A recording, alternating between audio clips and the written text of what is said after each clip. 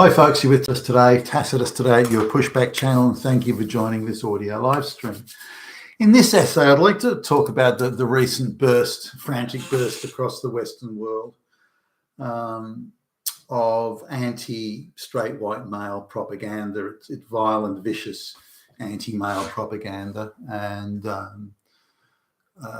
particularly anti-white male propaganda, and it represents white men as being the sole source of all its evil, crime, rape, oppression. You couldn't have a more one-sided view of the and typically the depiction or representation is evil white man who's a slovenly slob. And he's low IQ, evil, this and that next thing, but the super urbane, perfect haircut, guy going to the gym, the black guy, dressed in designer level clothes. He's fit, he's urbane, very well spoken, a very erect, confident bearing, and he pulls up that damn fucking fascist, fucking Nazi, fucking white supremacist Hitler, puts the motherfucker in his place, as black men do. Black men never do those sorts of things, or as Islamic men from Pakistan or Bangladesh, they never do those. It's only fucking white men that do the bad thing. Only white men that do the bad things. Straight white men, gay white men don't do bad things. Straight white men, and they need to have black and brown people pull them up and put them in their place. Damn fucking white, fucking fascist Nazis. So this is the depiction, and it's all over, whether it be in Australia or the United States, New Zealand, Canada, Britain, Western Europe, and so on. So it's so if there's the white baby that's in great danger and so on, it's not no white person comes forward to save it. It's the black guy who works out in the gym all day and wears the designer label clothes. He is the one that comes and saves the little white baby. So let's just get this right. So anyway, is this a depiction of reality, or is it this classic globalist fantasy world that is only dreamed up by radical lesbian feminists and Marxist activists? Is it that world that they're imagining?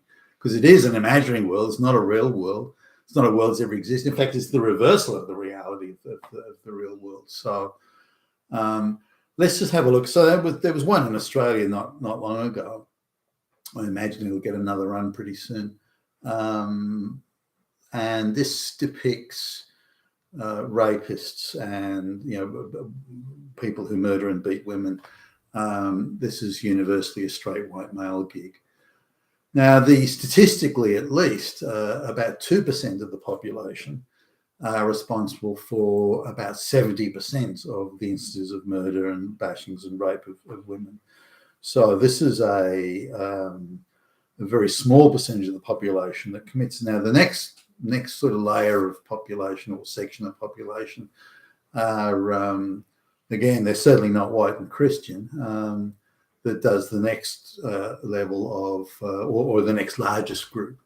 So the chances of a white person doing it, committing these crimes, whether it be violent robbery or rape and beating and oppression of women, misogyny, aggressive, angry misogyny, or anything like that. That's the chance of that happening.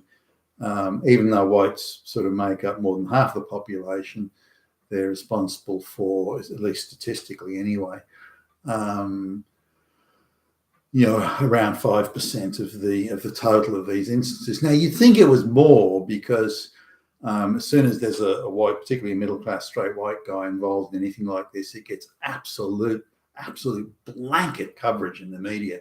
They scream from the rooftops as soon as they get a white, but they're very reluctant to talk about. They'll talk about it very generally if it's not a white person, but they're very reluctant to even mention the story at all. If they do mention an event, then they with much determination keep out the race and so on of the religion of the perpetrator. The other thing too, in where white people are involved in, say rape as an example, straight white men, they're typically there's not the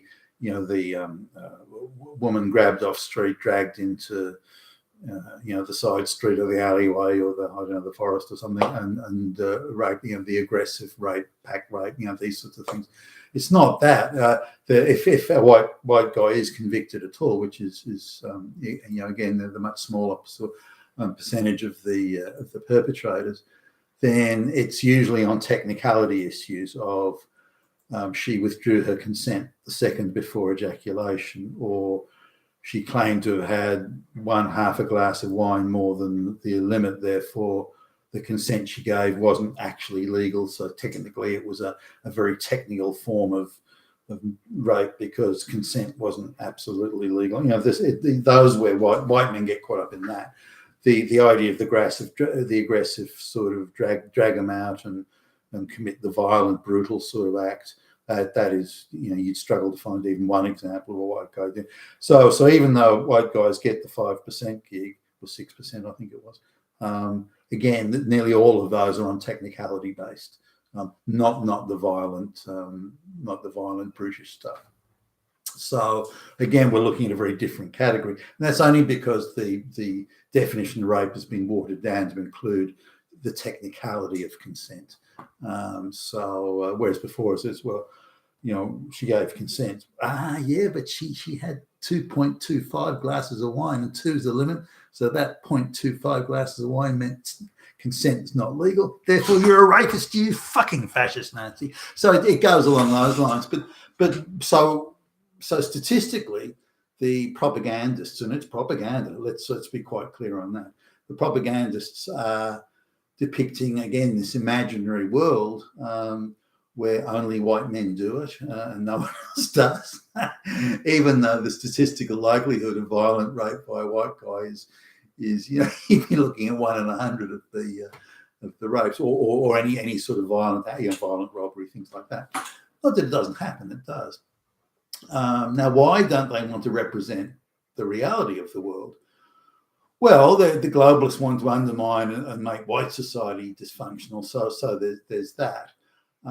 You could argue, well, it's kind of racist to say that non-white people do it. So what we'll do is we'll just blame white people. Now you've got the activists that say, well, any group of people that has social power, and white people have social power, but only in white countries. Because white people have social power and others don't, we're only allowed to criticise the groups that have social power, but we can't criticise the groups that don't have social power. Now, that's a very, very sort of ideological argument and quite ridiculous. And if you're going to shovel those sorts of people into making this propaganda, then clearly your intention, the makers and the funders and the approvers of this, but clearly their intention is to produce propaganda. You don't put radical ideological activists like that into the mix unless your intention is to produce propaganda rather than reality. Now, if they did if they did a realistic depiction of it, then you would see that that white people are actually very rarely involved. That in white countries, white people are really very well behaved compared to other groups. And they make I think, a rod for their own back by bringing in people from third world countries that have no respect or concept of society as we have it in the West, telling them that they're an oppressed minority, telling them that the police are illegitimate in their authority, and then saying, by the way, keep your own culture. You don't have to integrate into ours. Then that's creating a problem that is now all across the West and causing I believe look at the riots in France, causing I believe many more problems than some of nearly all these problems shouldn't even exist, and here they are all over the place. So, but coming back to the propaganda, we see the propaganda all over TV programs or dramas or so on. How often these days do you see? Unless it's the starring role, how often do you see the black guy or the non-white guy as the villain?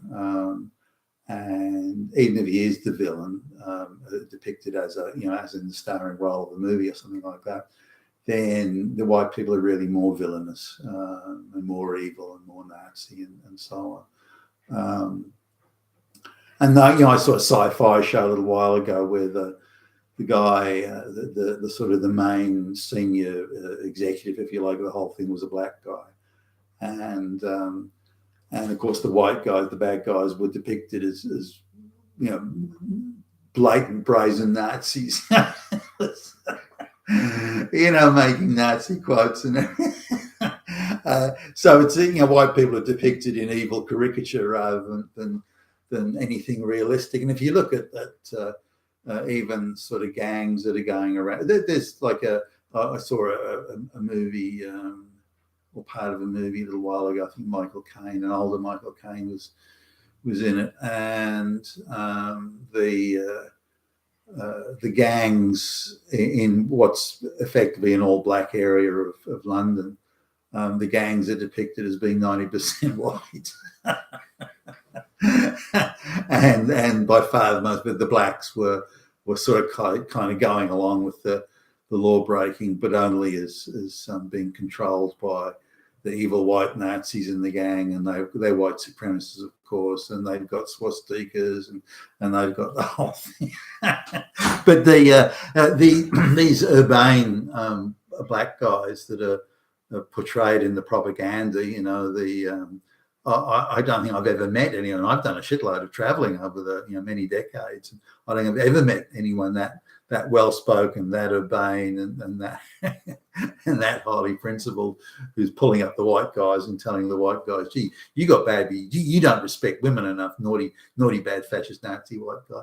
So it's an absurd fantasy world that they create. And it's very pointed propaganda, and all of it's anti-white and anti-white male. You've been with Tacitus today, your Pushback channel. Thank you for listening.